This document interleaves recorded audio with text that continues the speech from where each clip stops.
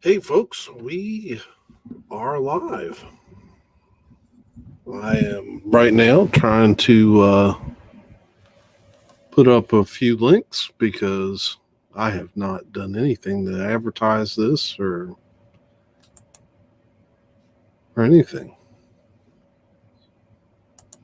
And there is the stream coming up. Let's see if I can share this one more place.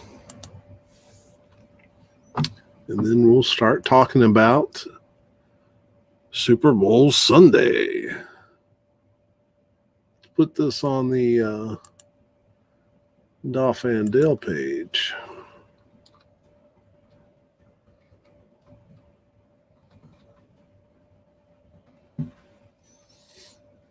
All right.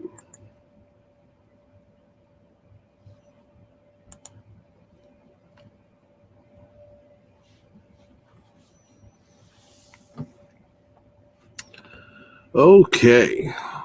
Tomorrow, the big game between the Bucks and the Chiefs. Going to talk about that. Going to talk about a little bit of NFL news. Saw a couple articles that caught my attention.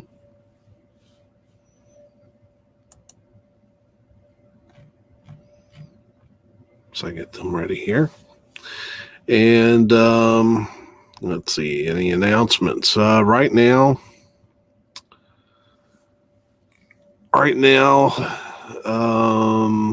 this will be the last live stream, NFL live stream.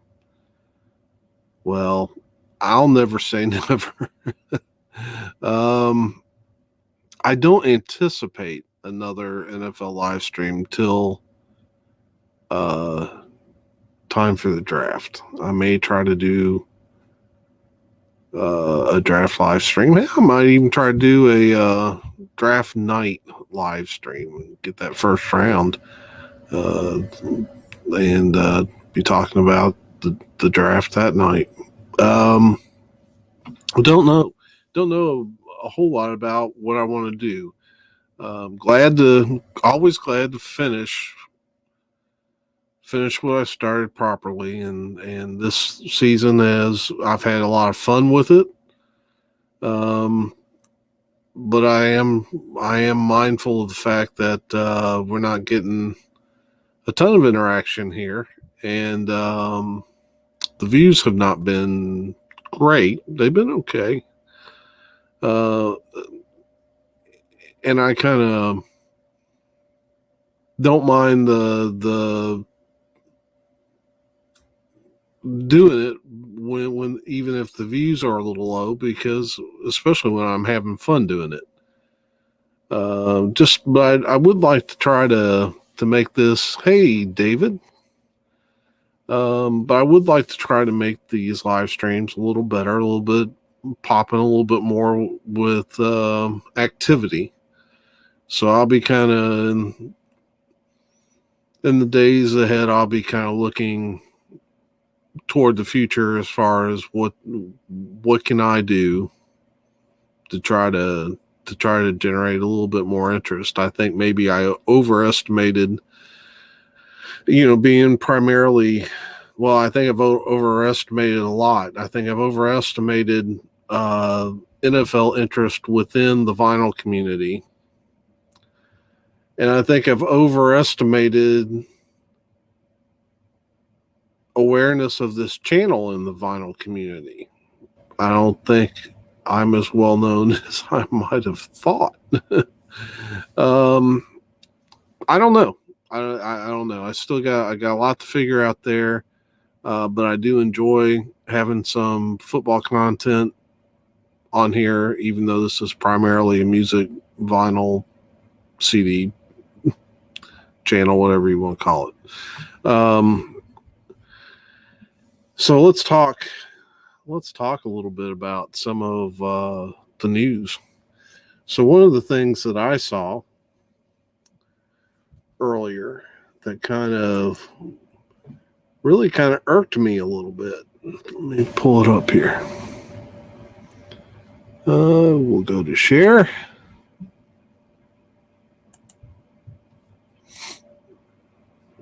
Here we go. All right. Teddy Bruschi running his big mouth. Kind of tells you where I'm going to land with what his opinion is. Yeah, Teddy Bruschi says Matthew Stafford not tough enough to play for the New England Patriots. I got a little problem with that. First of all, I don't know what Matthew Stafford has to prove to Teddy Bruschi. Matthew Stafford has always been, well, of course, now, granted that Teddy Bruschi is talking about mental toughness as compared to physical toughness. But I think there's some politics at play here. Yeah,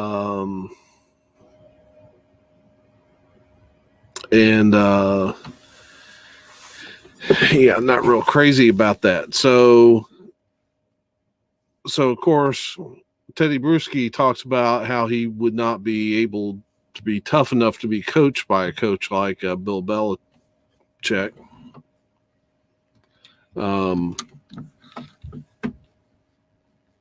I don't see that. And I think Bruschi is being disingenuous when he says that, because I think Bruschi understands that probably the majority of the reason why Stafford didn't want to go to the Patriots is because he didn't want to be anywhere near Matt Patricia again. And so Bruschi then tries to paint it that Stafford is just trying to go play with his buddy out in the West Coast. Well, I don't blame Matthew Stafford for wanting to go play for the Rams rather than the Patriots. I genuinely think that the Rams are a few steps closer to being a Super Bowl ready team than, or, at least chase a Super Bowl more than the Patriots. And let's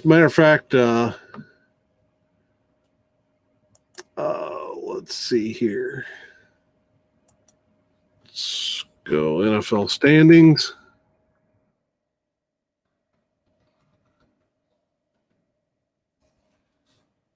And we'll look at the Patriots record.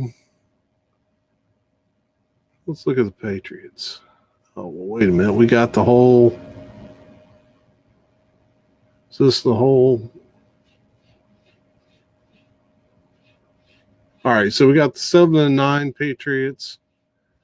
Come over here, we got the 10-6 Rams. Now, granted, come on. That tells me that the Rams are a little closer, a little more competitive than the Patriots right now. Now, if you can make an argument that Cam Newton was a real bust, and that if the Patriots can get a hold of a good quarterback like a Matthew Stafford, that they could increase that by several games. And my thing here is that if I'm looking at it, Matthew Stafford, because I did pull up Matthew Stafford's page here. If you look, Matthew Stafford, all right, so he's 32 with a birthday coming up tomorrow. Tomorrow he turns 33. That now NFL quarterbacks are playing a lot longer than they were when I was a kid. And so we've got quarterbacks that are turning these numbers and getting up into 37, 38, 39 is not unheard of. How old's Brady now? In his early 40s. Though well, Brady is an exception. Stafford, I don't know if he'll play that long or not. He's taking some pretty bad punishment with the Lions, so I don't know. But as I look at this, I'm thinking, if I'm Matthew Stafford and I want to strike while the iron's hot, I'm going to go to the better team, the team that's a little bit more ready to make that run at the Super Bowl. And I think it's a little bit arrogant and a little bit entitled for the Patriots to think, oh, well, that's us. Well, no, maybe not. Maybe not. I don't know. If we put in a good quarterback on that team, it's possible they could turn it around really quick, but I don't know that. And like I said, the Rams are our 10-win team, and probably would have been better than that if Jared Goff showed up in big games, and Jared Goff doesn't do that. That's why Jared Goff's out of there, because McVay got tired of watching him show up sometimes and not show up at other times. And a lot of times it was when they really needed him was when he failed to show up. So, so let's talk a little bit about this Stafford Goff trade in a sense of who wins this trade. I think it's a wash. Or, well, I don't know. It may be just too early to call it. I like the move on the Rams' part in order to not stay complacent. If you stick with Jared Goff, there are some real issues with expecting to get to the next level. It's kind of like that old saying of doing the same thing over and over again and expecting to get different results. That's just madness. And I think they got rid of their madness. Let's look at this is the Jared Goff page. And anyway, I pulled up his regular season stats. I want to take a look at Jared Goff's regular season stats and show you. Yeah, okay. I'm sorry, David. I'm not even paying attention to your comments over here. So yeah, Patriots had nothing good enough to even offer to get them. So I don't know why they're. I think it's Teddy Bruschi trying to stick up for Matt Patricia and not mentioning his name. I just really didn't appreciate that on his part. So let's look at these stats, and I'm going to show you why Jared Goff. I don't blame him for getting rid of him. Now, I do think you need to give a quarterback time to develop, but now we're 5 years in on Jared Goff, and these numbers should have changed by now. We're 5 years in, that's time to develop. But when we look at his numbers, here's the stuff that stuck out at me. Let's see. Rams, I think, not sure what to expect from Goff now. Well, I mean, let's look at his numbers. Okay, so we come over here. Let's look at this is what stuck out to me. Now, we do see that, all right, his best year was really 2018. His quarterback rating was 101.1. He'd shown, really 2017, 2018, the second and third years were his best, easily. And then he digresses to 86.5 and then to 90.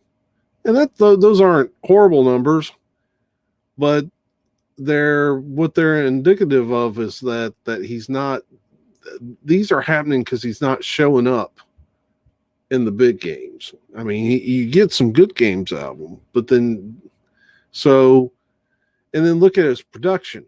So he easily threw for more yardage here, in 2018. But this is what really grabbed my attention was that, all right, so he throws for 4,600 yards off of 561 attempts. The next year, he throws 626 times, gets 30 more completions, and throws for less yards. Not only that, but his touchdown production drops 10. He's thrown 10 less touchdowns. And his interceptions are going up. Off of nearly 70 more throws. Now his attempts dropped this year, and he kept his completions up fairly close, which really helped his passing percentage. But the yardage dropped again, and the touchdowns dropped again. And there's really not a significant. So did the interceptions, but not.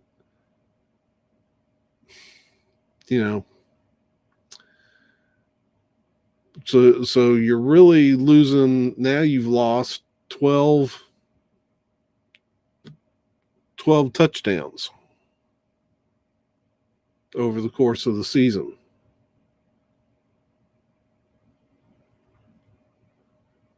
So, that,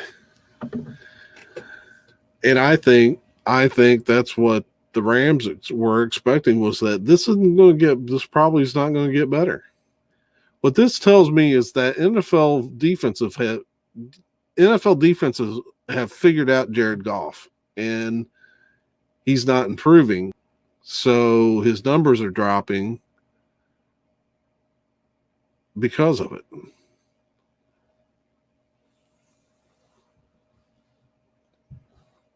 But yeah, that shocked me right there with 626 attempts.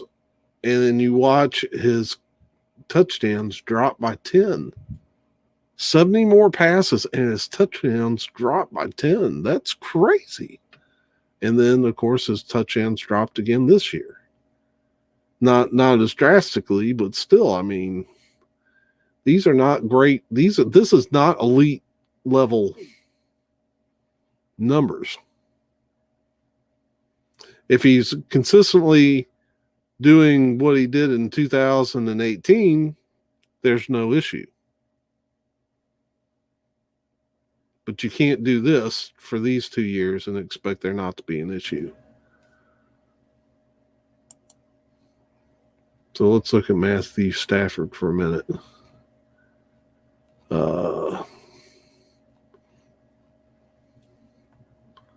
Just this last year.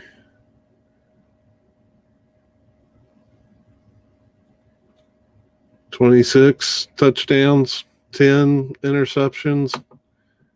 So he protecting the ball better. He's getting a little bit better production, playing on a worse team. A team that's not even anywhere close to being as good as the Rams. And he's always done that.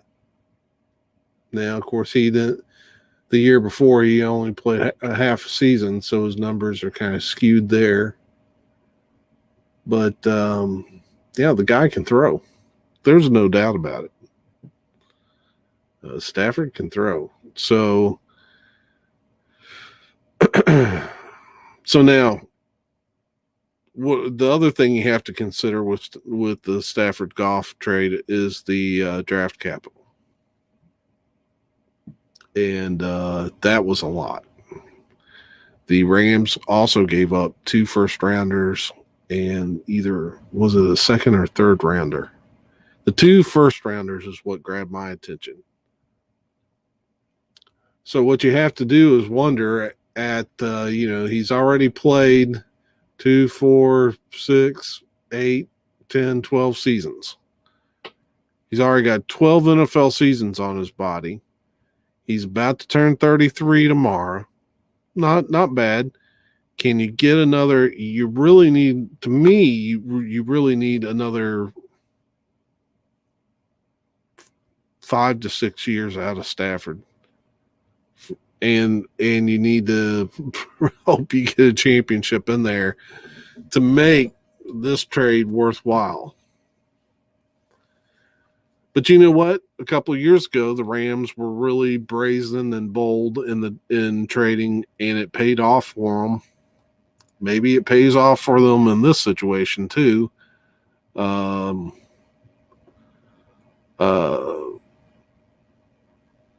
you hope that for, well, one, for Stafford's.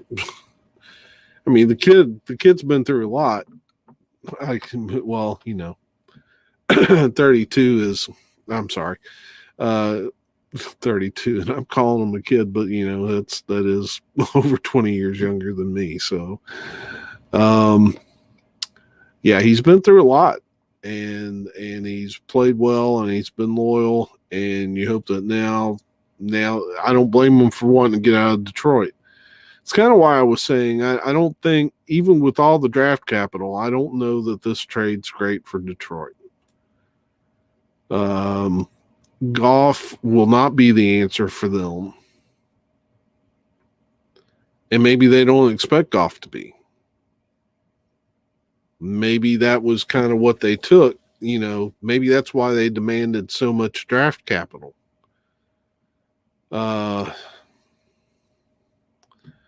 Yeah, this is exactly right on the money. Goff is going to be far worse. It's going to a far worse team, with his numbers dropping, the Lions are going to have to be very creative for him to be effective. Here's a twist for you. It could be that the Lions aren't expecting to hold on to Goff very long. They got getting two number one picks for him. It could be. It would not shock me to watch the Lions try to draft a quarterback. That'll be something to watch for. With 2 number ones, they could potentially trade up and try to grab a quarterback. And maybe that was just having to take, they understood that we're going to have to take Jared and then cut him or something at as soon as we can, just so we can, or maybe they're expecting Goff to be a backup. I don't know. I really don't know. But that may be why they demanded so much draft capital, because I would not expect much production out of Goff, seeing what he did in Los Angeles, and then expect him to do that in Detroit. No. So I don't know, but then again, I can't explain why the Lions do what they do. It just doesn't really make much sense to me. I wonder if maybe they're getting ready to do something similar to what Miami did, and just kind of scrap the team and build up.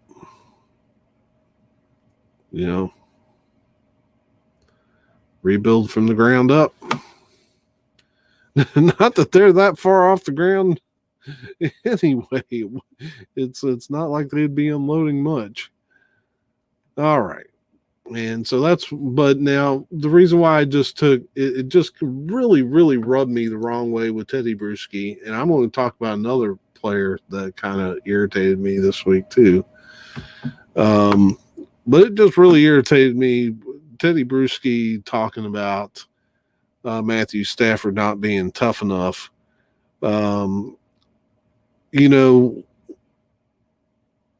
Of course, I'm a Dolphins fan, so I have no love for the Patriots anyway. But if you're going to do dubious things, then maybe you shouldn't It just seems like throwing rocks at glass houses, and I don't think this is about. I just don't think that Brewski is manning up and saying what he wants to say. He's upset with Stafford because he knows Stafford has an issue with Patricia, but he's not saying that. He's saying that Stafford's not tough enough to be coach under Parcells or not Parcells. Jeez, Belichick. And let me tell you something. I don't believe for a second that Belichick. Now, I don't think Belichick gave Brady the respect that was due him. You know, I'm not a Brady fan by any stretch of the imagination, but I didn't particularly think Belichick gave him any respect. But at the same time, I don't think Belichick is all over Tom Brady like he would be a marginal player. Give me a break.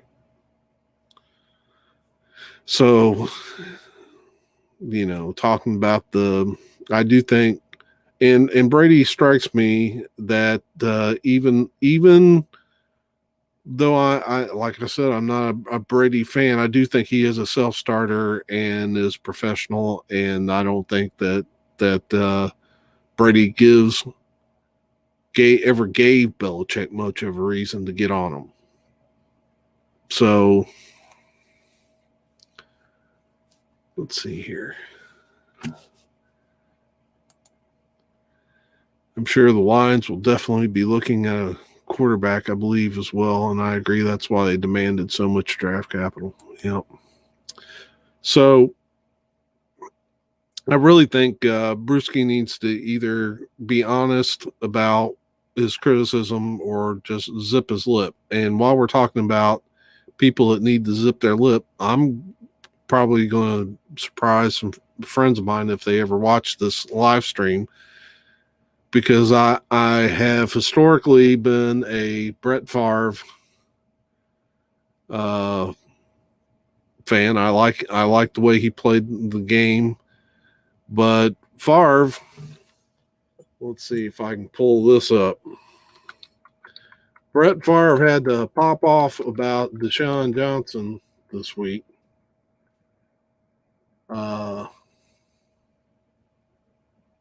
Let's see if I can.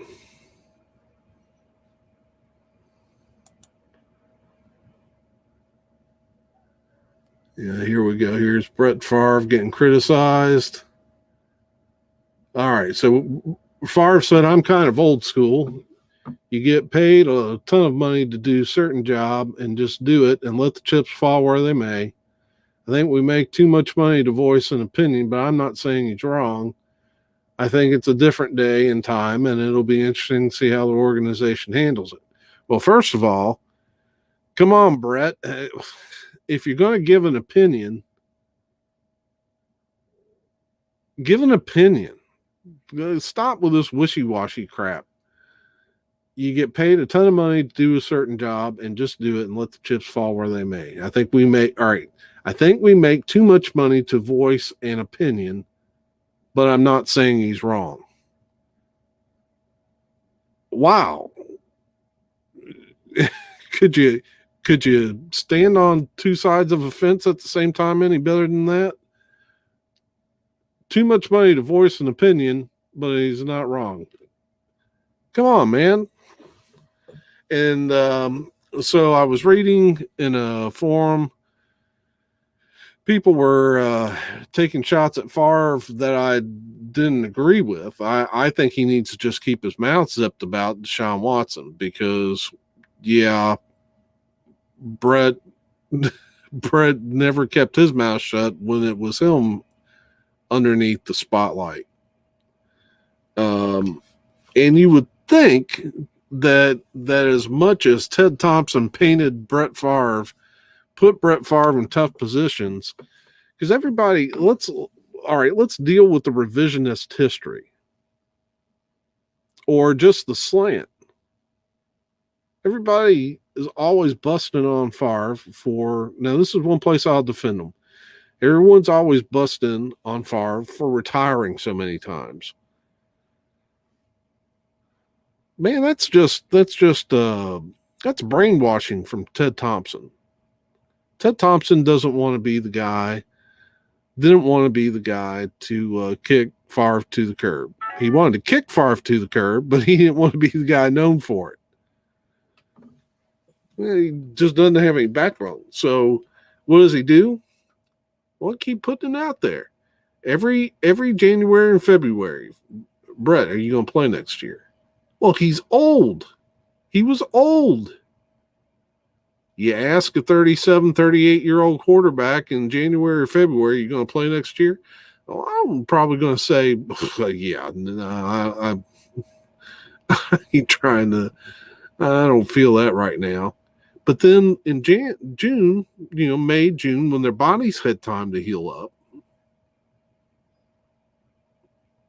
then you ask them and the competitive juices get going. Favre loved the game. And that's what you want, isn't it? You want a guy that loves the game so much that you got to drag him off the field. Let's be honest.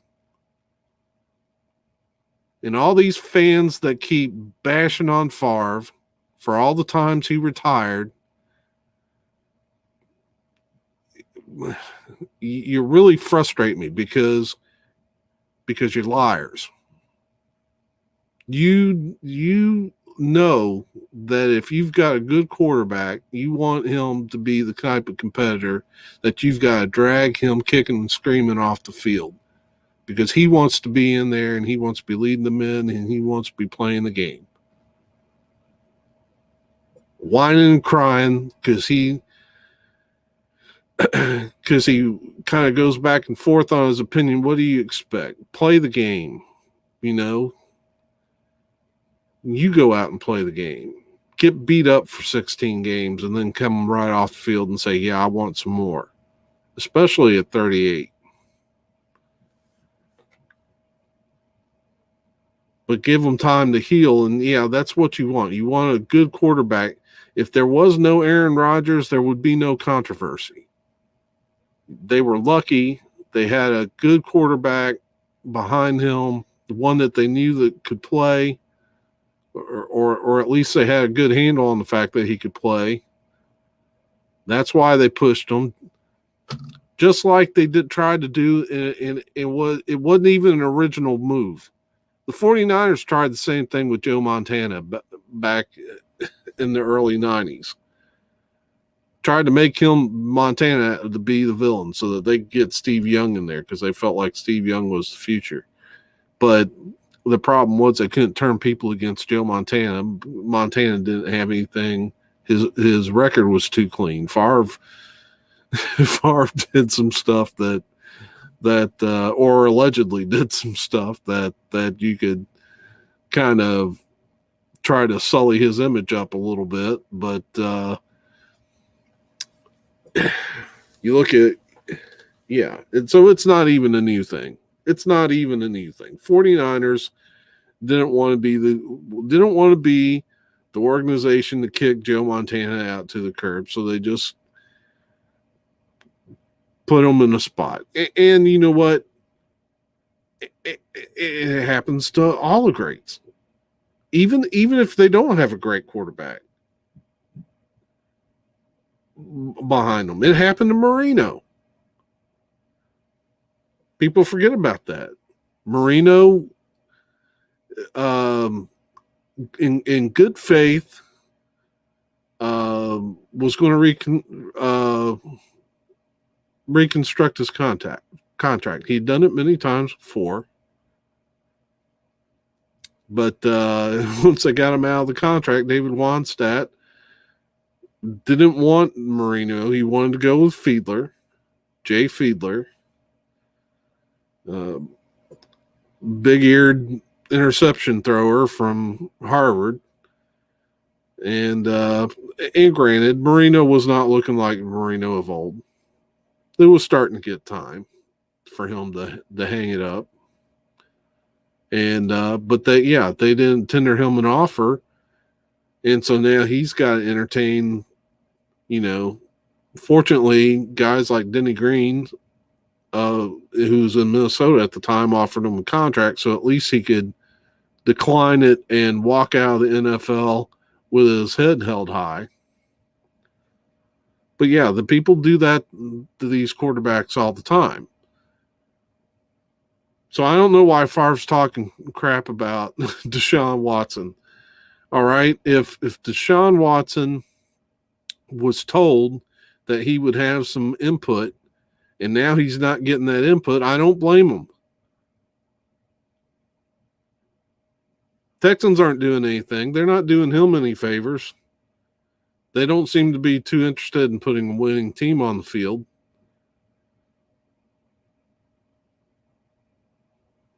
Can't expect all these, especially in a day of free agency, you can't expect these players to just sit on teams and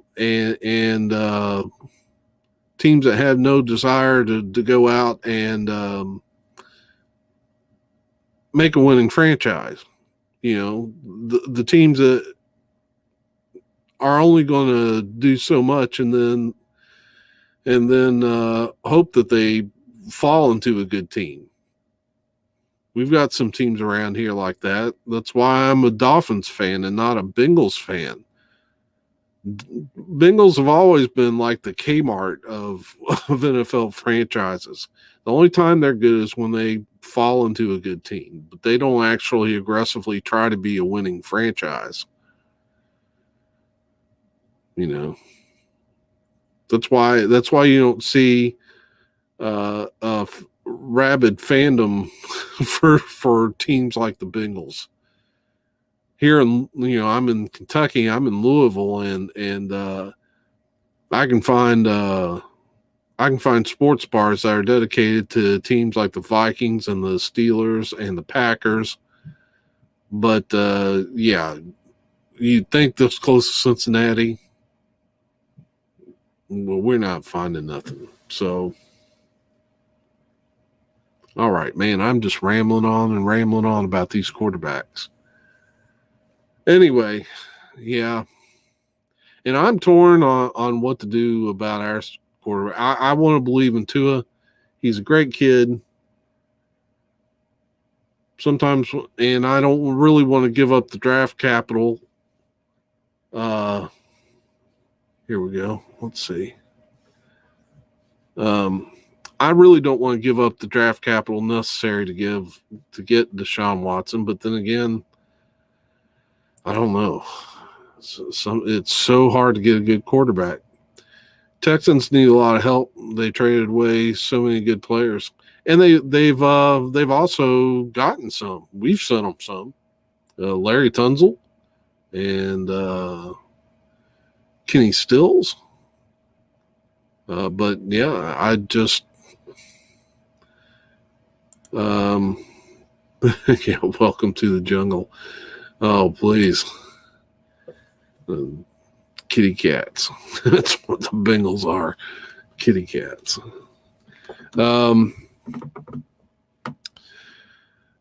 Yeah. So trying to get a good quarterback, man. That is the real deal.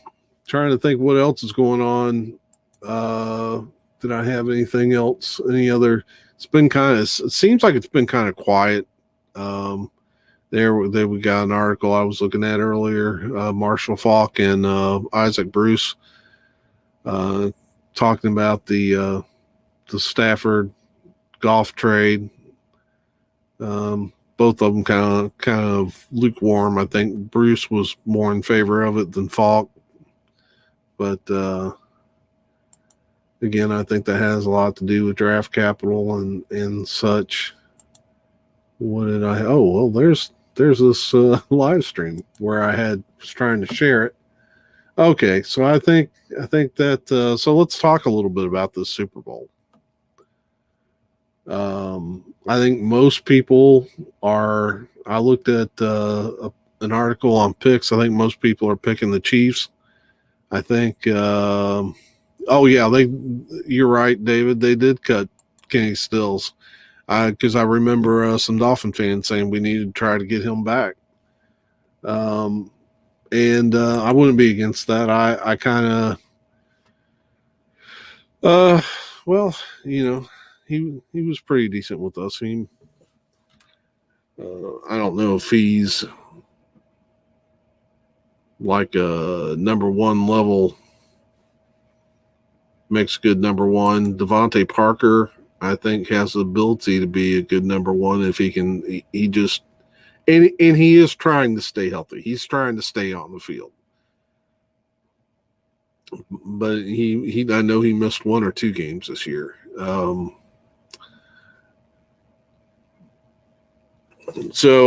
there's been rumors. I've been hearing rumors about Allen Robinson. Maybe I think he's a free agent and maybe interested in coming to Miami. I wouldn't mind that too much. I don't know too much about him.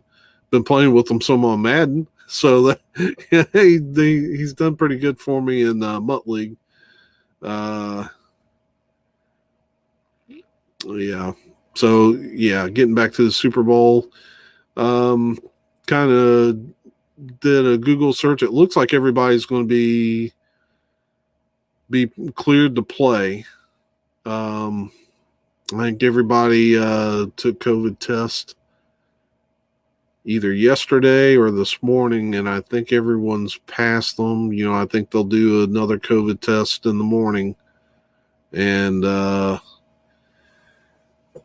but everybody, like I said, everybody cleared it, so they're probably pretty isolated right now. I can't imagine that anyone would not pass, but you never know.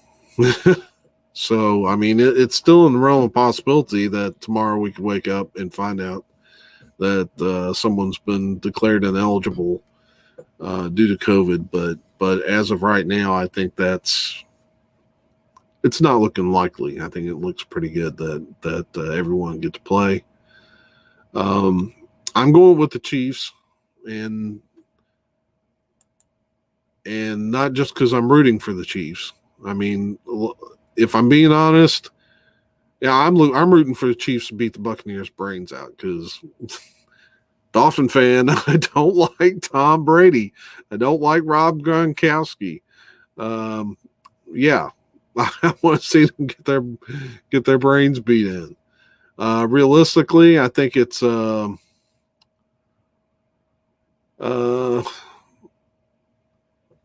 think the Chiefs better bring their A game because Brady's just one of those quarterbacks that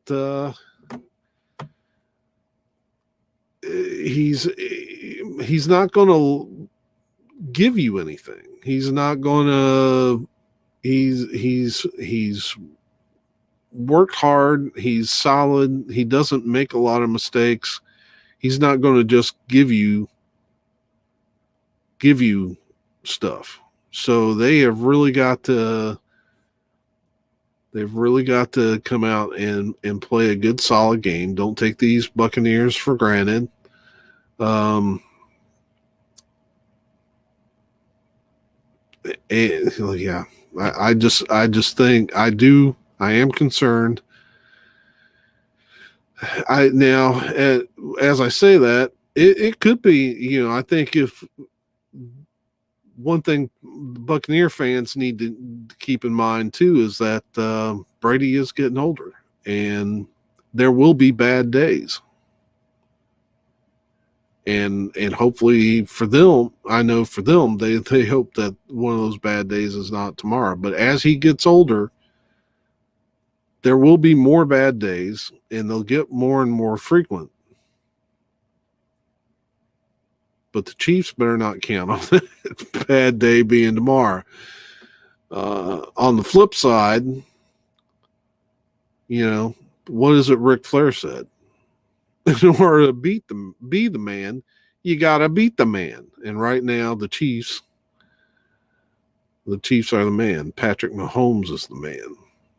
And last year, they made a believer out of me with the way they kept coming back and coming back. Of course, they don't want to play with that too much because one of these days they'll find themselves way back and it won't be there. And yeah, they don't want to let. They have a chance to start making history, and the easiest way to put the Brady and even the Patriots legacy, to quiet that down and be the team, is to beat Brady tomorrow. This is really an important game for Mahomes and the Chiefs to establish themselves as the team right now. And so yeah. And I think they will win. I do think they will win. But it could get in, you just never know. That's why they play these games. And I guess Jake has already gotten his seat for the Super Bowl. And Jake, buddy, it's not even pregame time yet.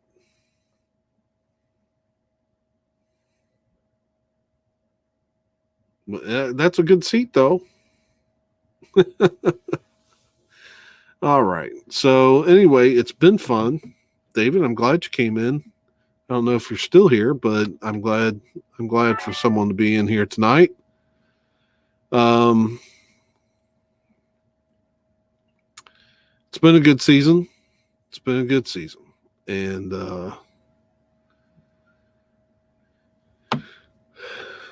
yeah, I don't know what else to say. I don't know. I may do a lot more. Don't expect it right now until I kind of figure out what I want to do. But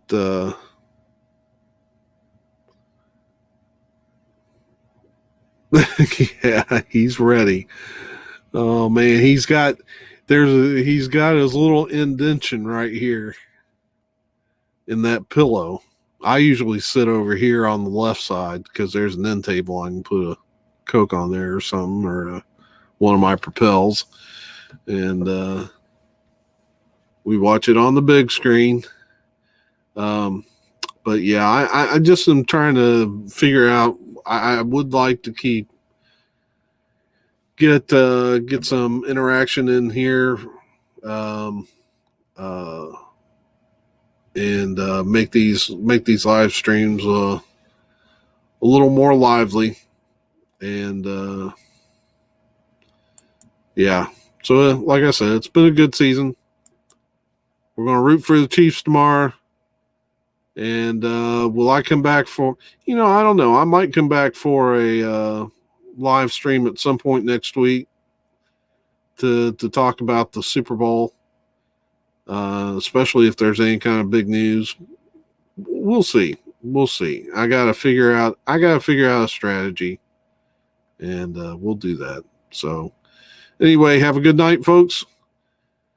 Anybody that watches this later, I appreciate you watching this even after they're not live. Help the view counts help, and we will see you soon, and hope you have a great Super Bowl Sunday. So have a great night, folks.